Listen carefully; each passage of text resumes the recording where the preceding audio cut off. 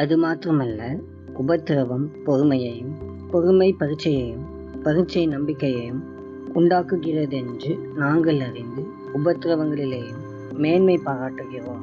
ரோமர் 5ஆம் அதிகாரம் வசனங்கள் 3 முதல் 4 வரை.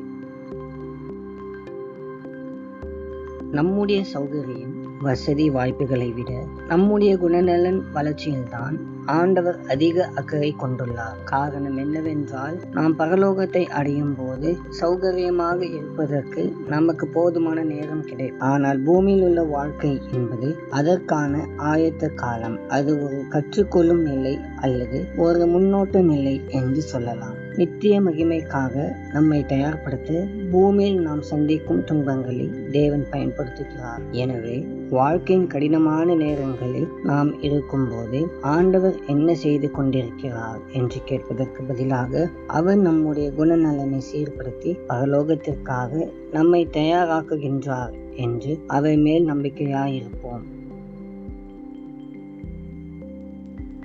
அன்பின் ஆண்டவரே, உமக்கு நன்றி. கர்த்தாவே, இந்த நல்ல நாளுக்காக உமக்கு ஸ்தோத்திரம். ஆண்டவரே, உம்முடைய கிருபைக்காகவும் இரக்கத்திற்காகவும் அன்பிற்காகவும் நன்றி. நீர் எங்கள் குயவனாக இருந்து எங்களை உருவாக்குவதற்காக ஸ்தோத்திரம். நாங்கள் பொறுமையுடன் உம்மை நம்பி இந்த வாழ்க்கையை வாழ உதவி செய்யும். இயேசுவின் மூலம் ஜெபிக்கிறோம் பிதாவே, ஆமென்.